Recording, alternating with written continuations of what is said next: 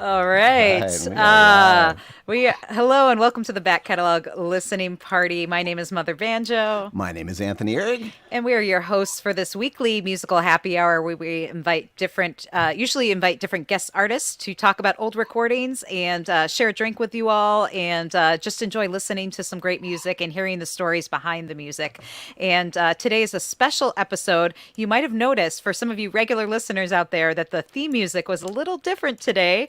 That was Peter Ostroushko's tune, The Puppy Belly Dance. And we wanted to squeeze in another track because we're going to be hard pressed to.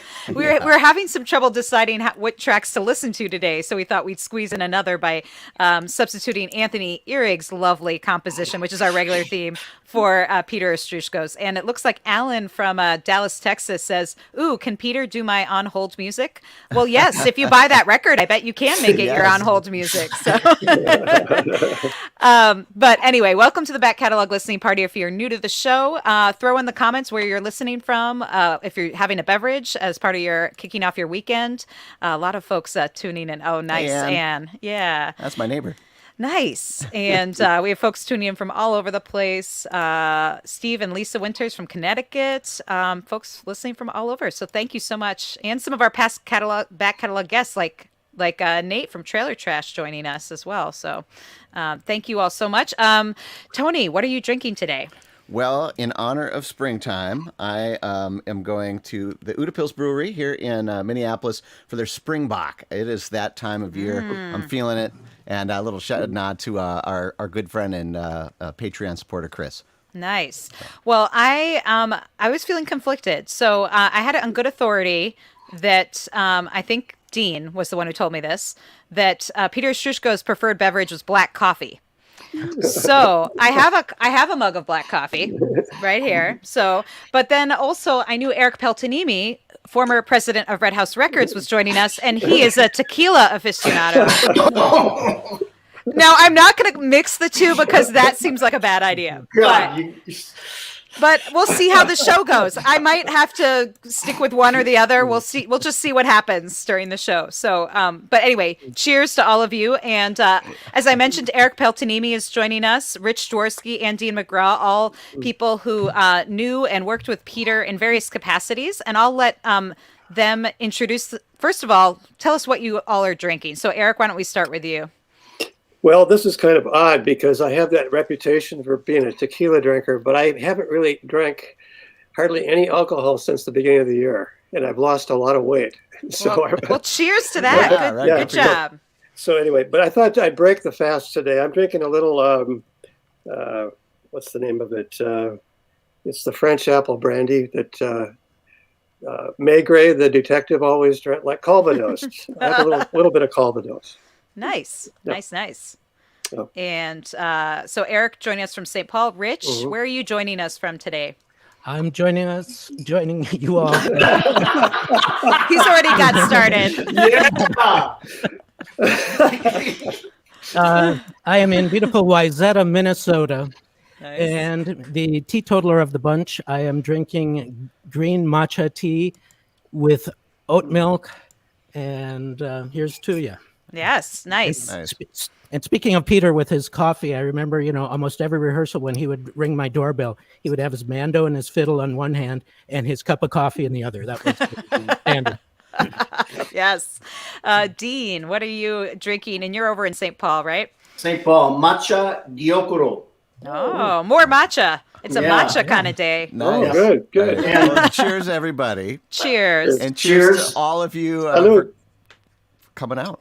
And I wanted to say about my relationship to Pete, friend, colleague, disciple, and he used to call me his other wife. I don't know if it was complimentary. I don't think it was.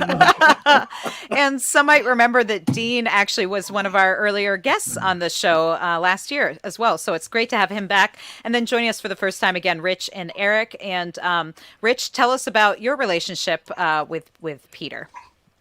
I met Peter backstage at World Theater in 1980 on a Prairie Home Companion, and I was appearing with Sima Shumilovsky, a Ukrainian-Russian Yiddish folk singer who had just arrived, barely spoke English, and beautiful discovery backstage is Peter, the scholar, master of Ukrainian music, and he just joined us on the spot. And that began a relationship that went on for many decades, concerts, recordings, many Prairie Home Companion performances. And it was an honor and a blessing. And Eric. Wow, it was kind of a, where do I begin? I'll keep it short, but Good luck. I was actually working as a freelancer with Flying Fish Records in Chicago. Oh, yeah. And Bob and I sort of struck up a Bob relationship. Feldman? Bob Feldman. And he was starting to do the Mando Boys project. I think Dean had already been on the label by that point. But anyway, so he turned that project partly over to me all of a sudden. And it was after about a month or so I realized I was actually working for Red House Records instead of Flying Fish Records. and so it ended up being over 30 years. And so this was in about 1985. So I was aware of Peter, but I got to know him through all these relationships. We were working on post-production of album projects and so forth. And we would just, every time he wanted to do a new project, we'd discuss how he was going to do it. And if we could just cut the money down a little bit that he wanted for the project. But he always won because he and Bob would have a leg wrestling match, and they would, and that's how it happened. But then I was always wanted to, I'm a musician also. I was actually more of a musician before I hooked up with Bob. And so in later years, Peter and I got to work together on a theater project that I did that toured the Midwest for over a period of about 3 years called Gales of November, with Prudence Johnson, Ruth McKenzie, Claudia Schmidt, Dan Chenard, Jeff Wilkeman, myself, and Peter. And it was a thrill for me to interact with him on that basis as well. Yeah. Yep.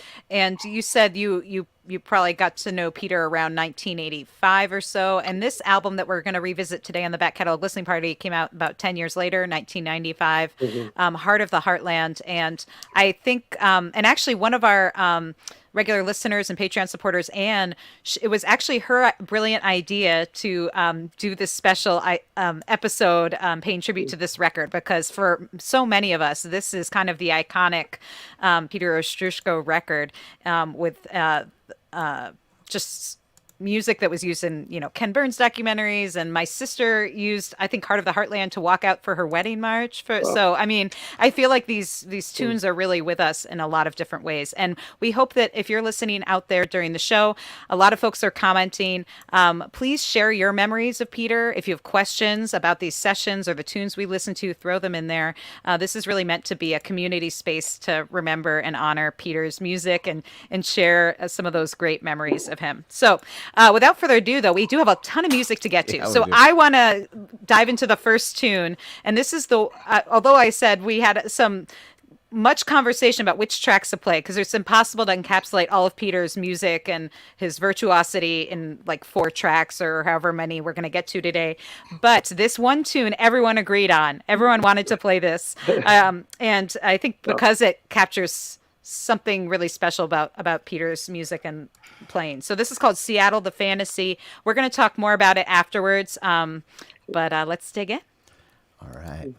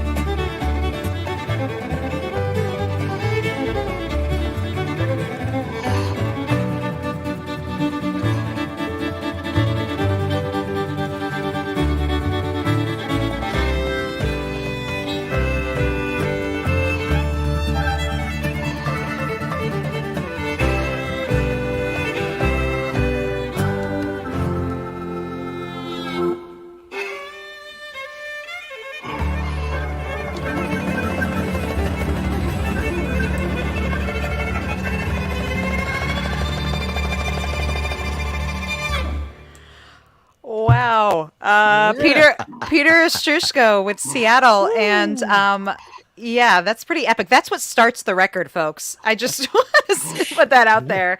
And most albums don't start with a 7+ minute song, but I think we know why you'd want to start off with that. That's amazing stuff. Before, I want to talk with especially Dean and Rich about the recording of that track. But before we do, I do want to give a shout out to George Ostroushko, Peter's brother, who's watching the show and who designed the album artwork as well. So maybe we can get that up on the screen again so folks can check it out. But George, if there's anything you want to say about the painting or the artwork, it's beautiful. So I've always think of the cover when I think of the record. So yeah. So anyway, thank you for that. And yeah, that track, I mean, it has a big cast. I know Rich and Dean, you're on it. In fact, someone said, "Come on, Dean," during that crazy solo of yours. That was awesome. And you were doing some epic dancing as well, Dean. I saw you. You were in it all over again. So, I forgot to mute my video. I just wanted to say one thing. There's a lot of notes in there. There's not one wrong note.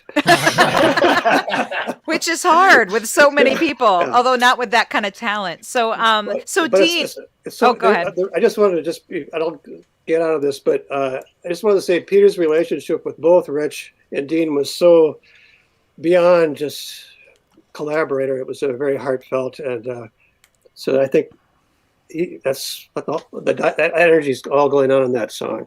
Mm-hmm. So anyway. Yeah, for sure. And Dean, what were you thinking as you were listening to this tune again? Were you kind of transported to, do you remember those sessions, or are they kind of a blur now? Well, actually, what I remember is when he first showed it to me, we were on the road in this living room, and I can suddenly remember the living room and all this kind of communication that went on and all the stuff that I had to learn and write down so I could remember it. And I just want to point out, so Pete, so famous for being a mandolin player playing ballads, but in his shows, in his live shows, playing the violin, man, that guy could tear up an entire world with his violin. It just, the amount of energy he was able to expend and still remain focused and centered. It's unbelievable. So that Seattle is an example of that. And it's also an example of him stretching. It's fiddle tunes, but in a huge context, Americana type context, worthy of, one of the great composers. Because after all, let's face it, ladies and gentlemen, the 21st century, Peter Ostroushko is one of America's great composers. Amen. And he's spread the arrangement around, and there's all these little dips, and he hands it off to different people. The textures change, and there's even bars of 7, which is against the rules in just about every. It fits. It all makes momentum. It all has this forward momentum, and you can feel the power of it.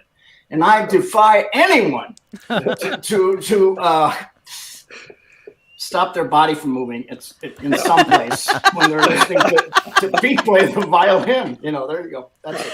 Yeah. So I just want to credit the other musicians. You kids will learn about these things later.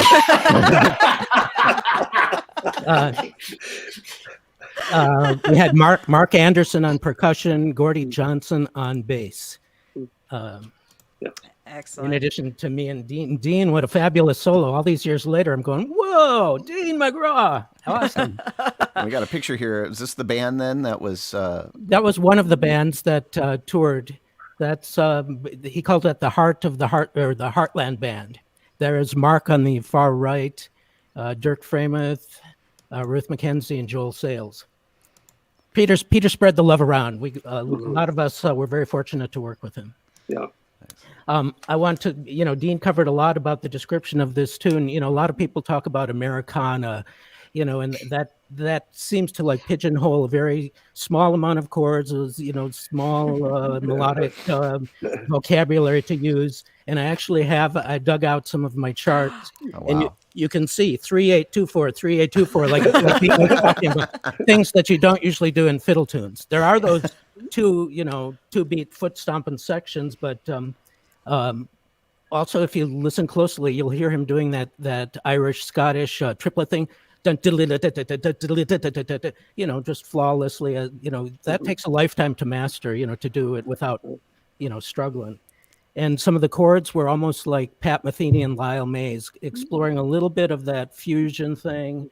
So it was really an awesome combo and a great pleasure to participate in that.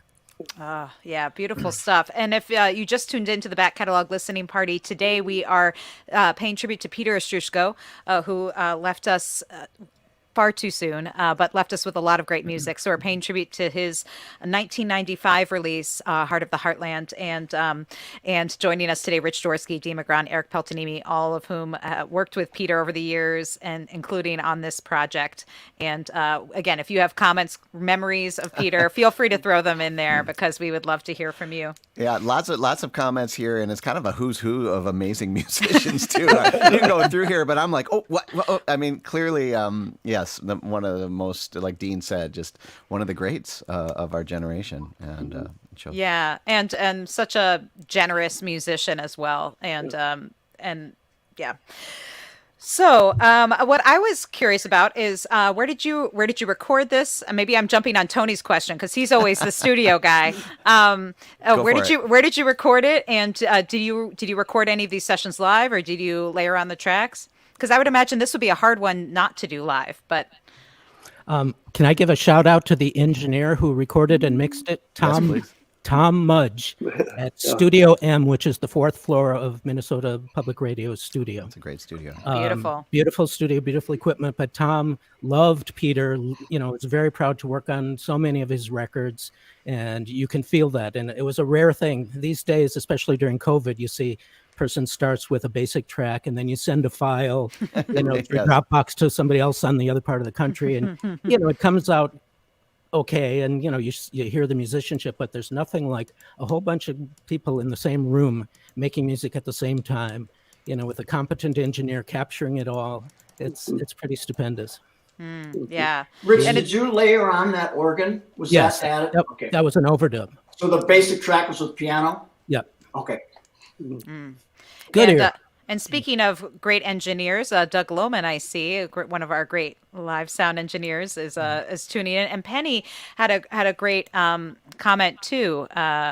She said she got to hear Peter and Pearson, student musicians at St. Paul Conservatory, where Anna Ostroushko, Peter's daughter, was her daughter's classmate. So really, really lovely hearing your stories. Keep them coming. We're going to dig into our next tune so we can at least try and get through some of the tracks that we wanted to. This one was one of Dean's picks, Prairie Sunrise. Dean, is there anything you wanted to say about it before we took a listen? Can I say something afterwards? Because Sure. I want people to have their own impressions, and then I want to talk about the genius of Peter Ostroushko a little bit. Sounds great. All right.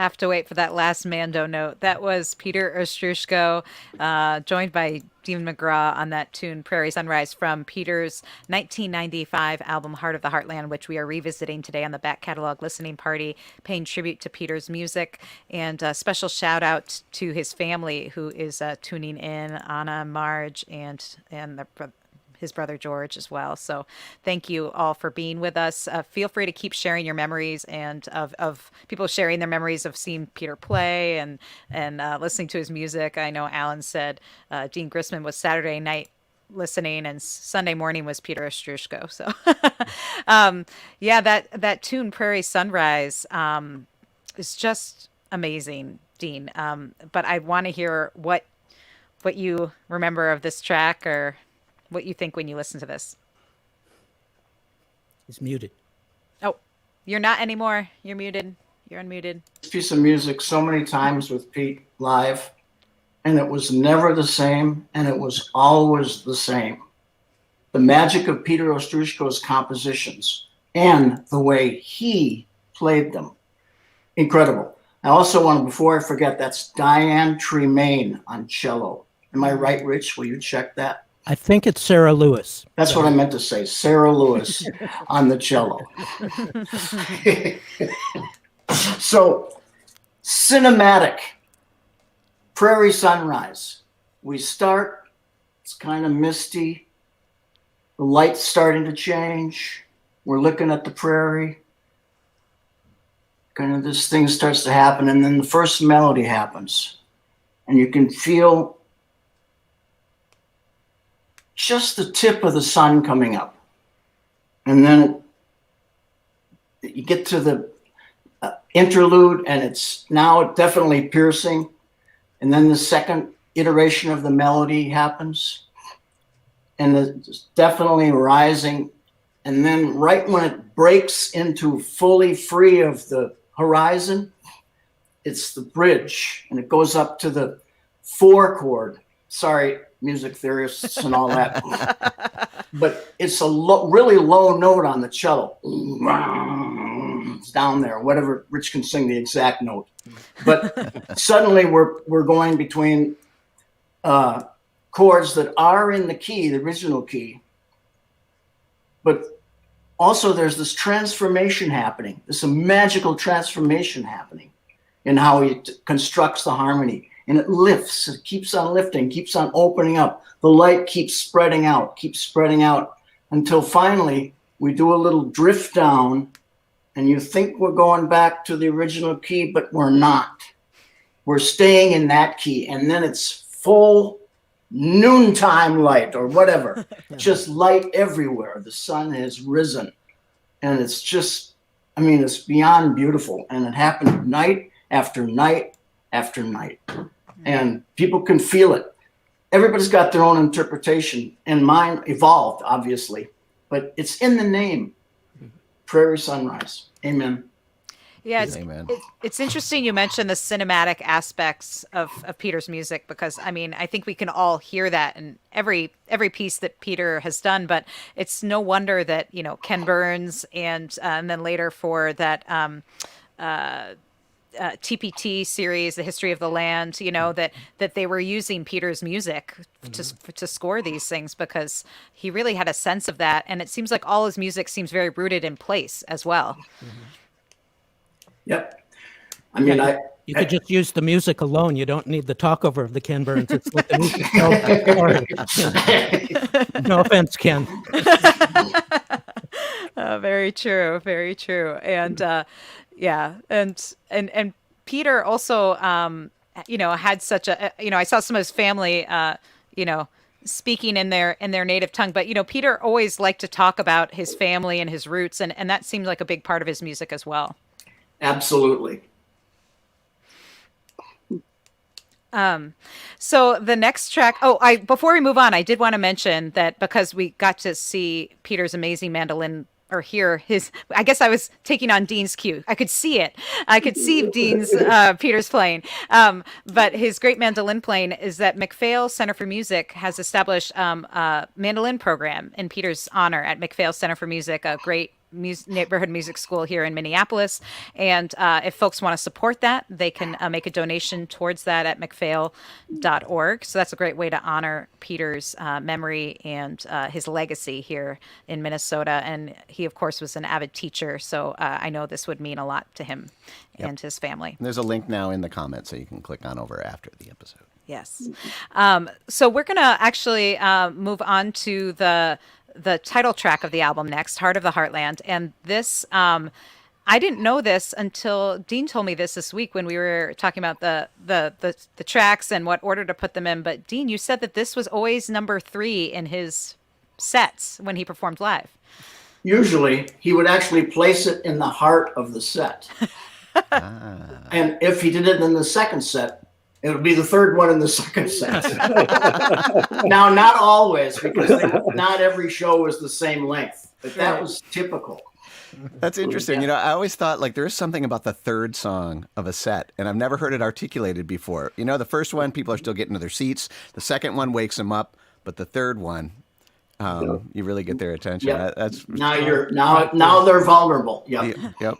I love that. The heart of the set. Yeah. Well, we're going to hear this now. Is there anything that anyone wants to say before we take a listen to it? I just read the liner notes, and everybody, of course, gravitates towards, the prairie landscape and, the Midwest and stuff like that. But he also says the heart of the heartland is the smell of your daughter in bed with, the two parents and the baby daughter and your first kiss in a drive-in and things like that. So it can be interpreted many different ways, according to Peter. He told me he got the title from watching Grey's Anatomy, the TV show. So there you go. So it could be anything.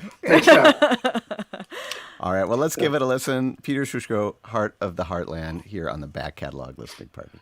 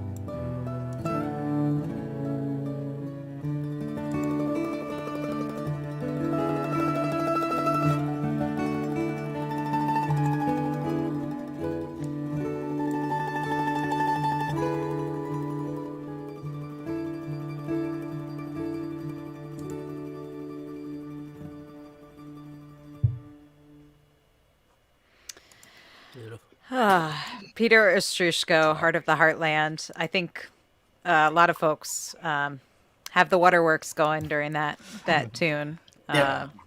It's hard to, I don't know, put into words. Just Peter is such an emotive player and composer. I feel like, I don't know. Every time I hear it, I feel something different. Another thing I'd like to mention is I don't know of any mandolinist that has that touch on a tremolo. It can be feather soft, and when the dynamics go, it's so fluid. There's no breaks in it. It just flows all over the place. It can be like a feather. It can be really strong. It's just marvelous. I completely agree with that analysis. I've never heard anybody really have that kind of dynamic control, even if they're playing a pulled instrument or a stringed instrument. It's unbelievable, the dynamics of Peter Ostroushko, and he's playing. He's tremoloing. It's a miracle, truly. Yeah. I wanted to comment about what you said, Ellen, with the emotions. There's a famous version of this. You can find it on YouTube when he performed it on one of the Prairie Home Cinecasts. So it's very beautifully shot, and did it with the shoe band. And the applause at the end is just thunderous. People were just moved, and, shouting, thunderous applause. And Peter, Garrison kind of had to force Peter to stand up. He was so humble. And he did that slow rise and that very humble, just dip of the head bow. It's almost like, I'm just sharing this gift. Don't thank me. It was very beautiful. Yeah. And that was very much Peter's spirit. Like he always, such a generous musician. And I saw Ruth McKenzie, of course, who you mentioned earlier, Eric, is joining us, and said how much, let's see, there it is. So grateful to be in the presence of friends, remembering this great musician, such a dear friend who supported me in so many of my projects. And I think every musician I've talked to in the last, month since Peter's passing has said the same thing, that just commented on his generosity of both creatively and professionally supporting other people's work. So I wanted to say something more about Pete and the mandolin. He told me that was the first instrument that he played, that he found one under his father's bed and pulled it out and secretly played it against the rules of the house.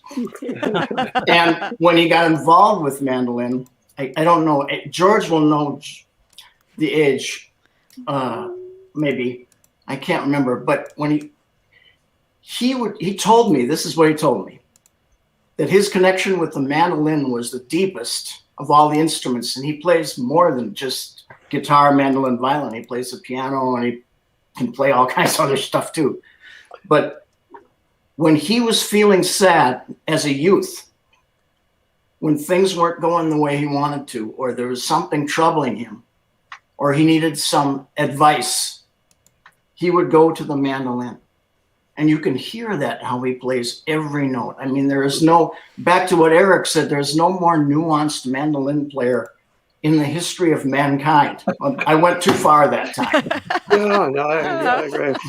It's just unbelievable, his connection. And also, I couldn't always get him talking, and I couldn't always get him talking about instruments, but I could almost always get him talking if we were talking about mandolins.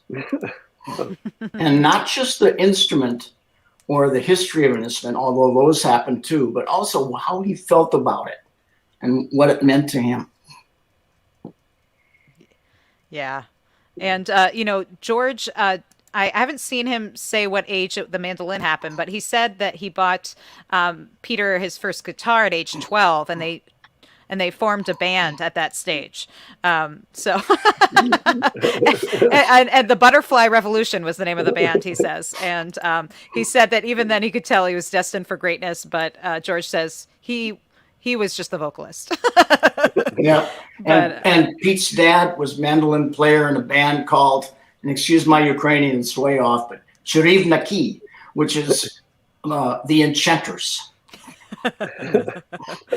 Love that. And it's so great to hear people's stories about music being played at their weddings and different occasions. And that's how I think of this album as, again, it's sort of like I don't know. I feel like even if people don't think they know Peter's music, they do. It's like it's just ingrained in so many aspects of our lives. And here in Kentucky, most of the bluegrass players I know loved him. It's true. He very eclectic in terms of different styles of music. So, well, let's try and get to this last tune we have picked out for folks, Dakota Themes. Is there anything anyone wants to say about it before we dig in? Well, can I say something? Mm-hmm. I want to make sure to say a couple things. Today marks the 29th anniversary of Anna Kim Ostroushko arriving at the Minneapolis St. Paul Airport, where she was met by her new father, Peter Ostroushko, and mother, the wonderful Marge Ostroushko. Our beloved Anna, there is a great picture. Thanks for putting that up. Tony, yeah, there she is herself. This man loved his daughter, and still loves his daughter. Yeah. Can I add to that? Marge and Peter came to a session we were doing up in the aforementioned Studio M. I don't know if it was the very same day, but like within a day of Anna arriving, they brought this little baby up there and just interrupted our session, just walked in, like show and tell, like, look what we got, look what we got. And like, oh my God, we were just blown away with a, adorable baby. And we all played with her little feet and cheeks. And, they just brought her into a session to show her off. So it was very sweet. Lovely. And she came on tour with us. In a private plane, one of those Garrison Keillor rhubarb tours. Peter was on it as a special guest, and we had a private plane, and he brought Anna as a guest. And, the flight attendants just fell in love with her and stocked Tootsie Rolls and all sorts of candy, and laid them out. Yeah, nice. Yeah. She used to sit in the back seat. She went on tour with us, too, but we were in a car. You may have heard of them.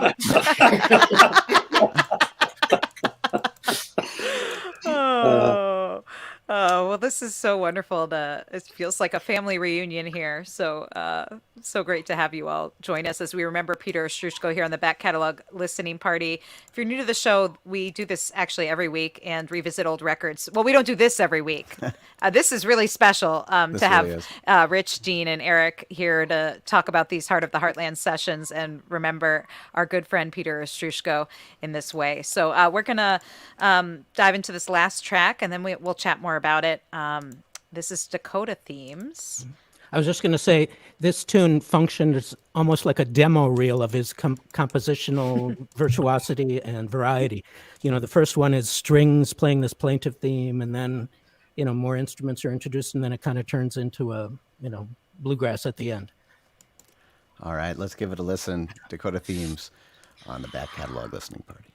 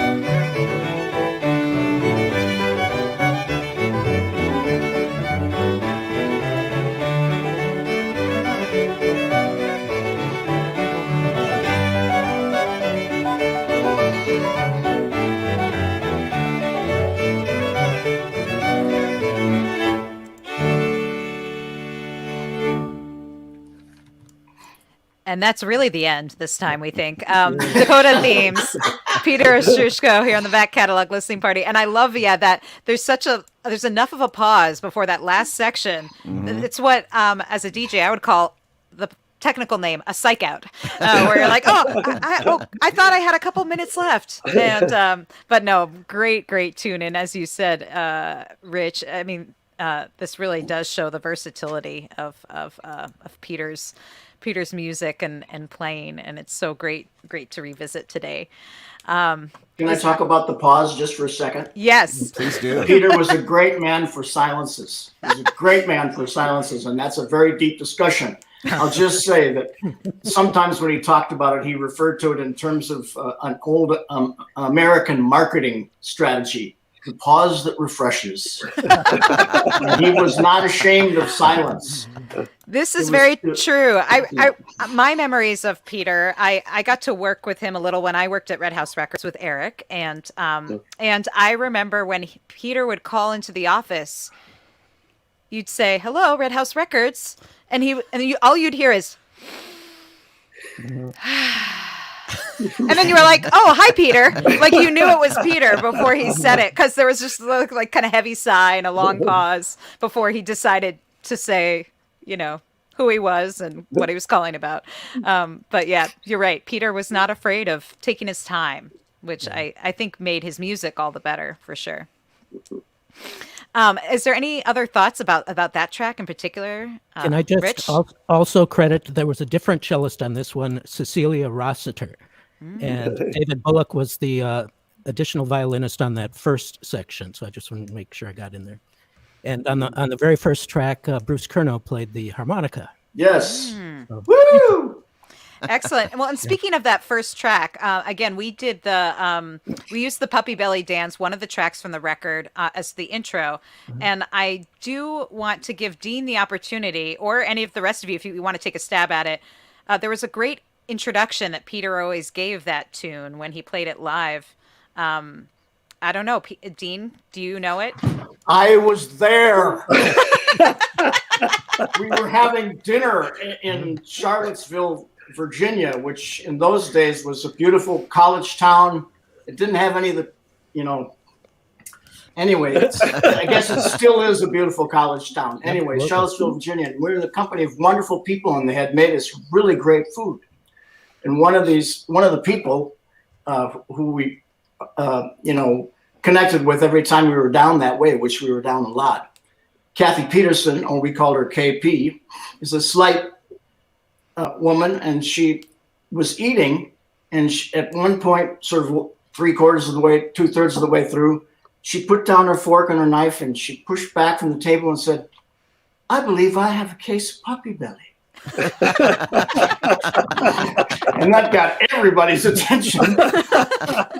So when Pete would tell the story at the show, he would talk about the DFSW, the delicate flower of Southern womanhood. And in his rendering, she wouldn't say, "I believe," she would say, "I do declare. I think I have a case of puppy belly." And what is and so we asked, "What's puppy belly?" And she said, "Well, it's when you eat a certain amount and your stomach protrudes in an unsightly manner." There was no moment that Pete didn't use an excuse to write new music. But you can hear the humor and the lightness and the openness and the invitation and the inclusiveness in that very, very simple form that you created.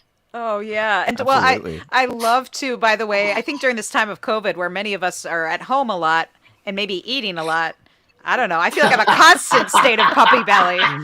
Yeah, I'm going to start using that one after meals. I do declare. I love that. Oh, yeah. Every meal, hashtag puppy belly.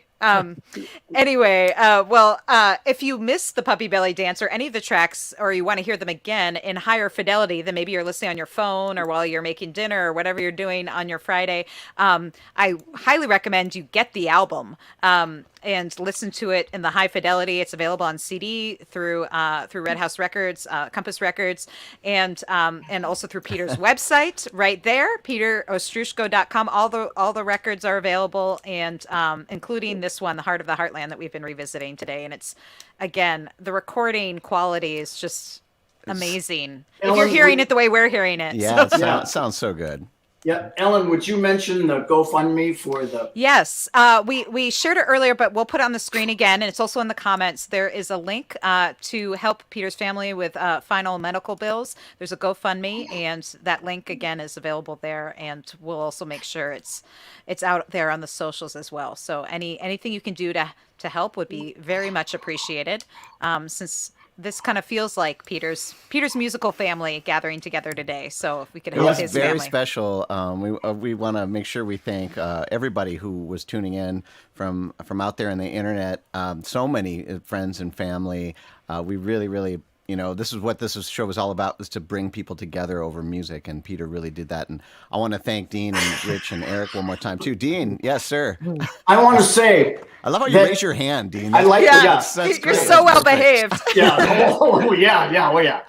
I just want to say a huge thank you to all you people, because really you're looking at, it's incalculable and indescribable how much brotherly love and musical support and artistic input Rich Dworsky and Eric Peltoniemi have had. And it was a bliss from heaven that you were working at Red House, Eric and Ellen. And Anthony, you're a bad dude. I love you too much. I was listening to a lot of Red House recordings at the time. Well, you're younger than the rest of us. Thank I'm pretty sure. Well, But it's not only us on the screen, it's so many people. Thank you so much. We spent time on this earth with this amazing human being and genius artist, and it's our good fortune that happened. Amen. Thank you. Amen. yeah, I think that says it all right there. So we want to thank all of you for joining us today for this very special show. If you missed any of it or you want to share it with a friend, it will be available on YouTube. So you can share this link. You can like it. And then the bots will tell more people about Peter's music in this episode, which is great. You can also subscribe to our YouTube channel if you want to know about other future.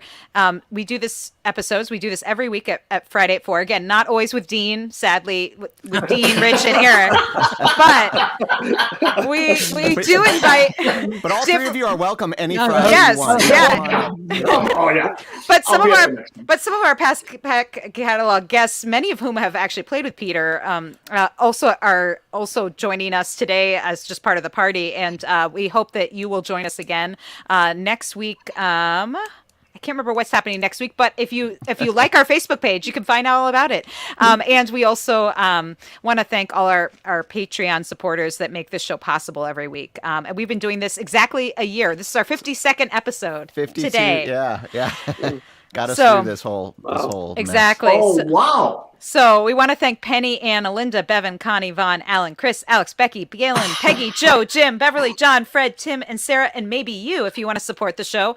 But mainly we want to thank you for listening, because that's what this show is really about, is you participating. As Tony said, it's what's gotten us through this past year. And because we've had so much fun and you've valued it so much, we're going to keep doing this. Yeah, so absolutely. This is what it's all about. This is what music is all about to many of us. It's bringing people together. I mean, I think music really is what's going to save us. I believe that. There you go. And Thank you, all of you. Thank you so much for doing this. It's beautiful. Yeah, thank you. Really great of you to do this.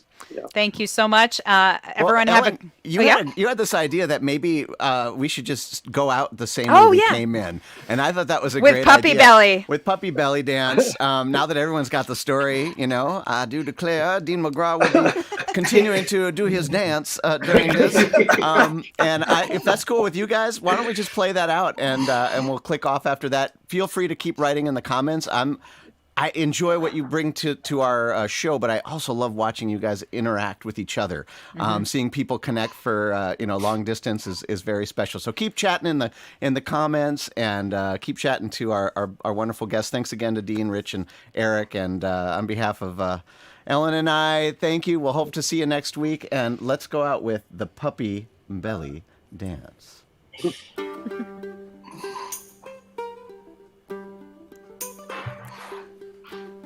And like the Cherish the Ladies episode, maybe we should just keep the mics hot. And if you want to, no, I'm serious. Yeah. We had a recent episode where we just kept talking over the last song. And so if anybody wants to say anything about what you're hearing, Rich, I'll say something. When I was on the road with Pete, we ate a lot of food. And I could almost watch my stomach crawl when I was sitting down in the car, watching my stomach crawl across towards my knees.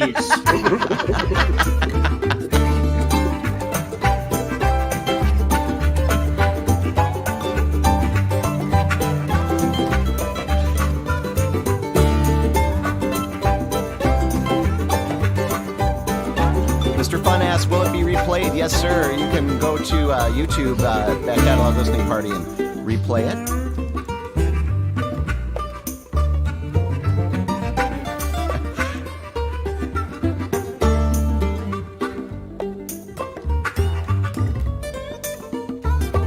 This is a four-way, bass, harmonica, guitar, and mandolin.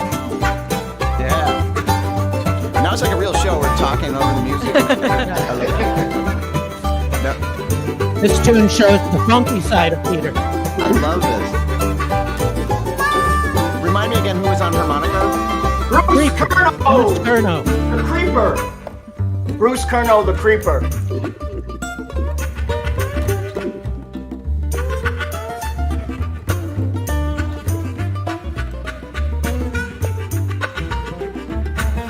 There's a three-way.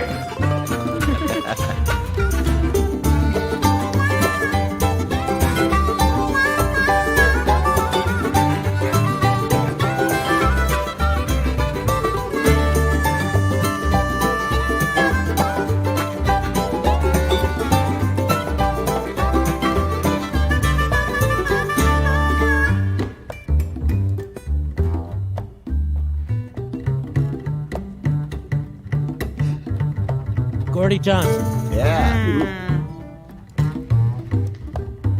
My belly doesn't sound this funky.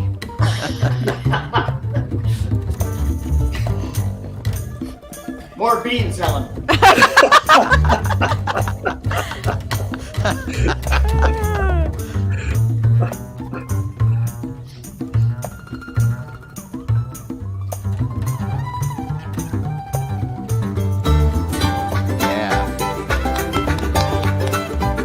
Clap for the bass solo. I don't care if it's on or anything. You gotta... Watch out, there might be a drum solo. Oh, there it is. That's for you, Dan, if you're out there.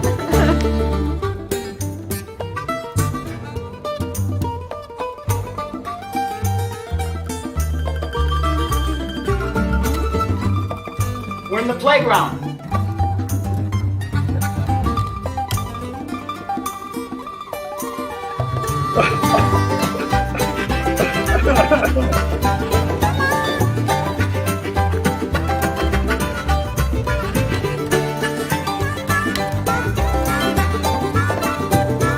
And this is the theme of Peter's podcast. So check out Peter's podcast. Oh.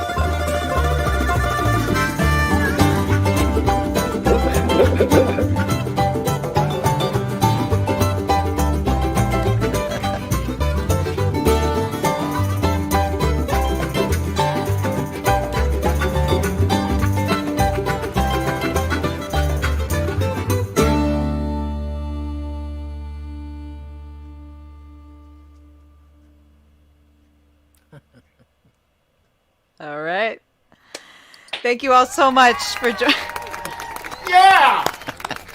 Thank you. Thank you all of you for joining us, and thanks to Peter. Here's to Peter Ostroushko. Here's to Peter.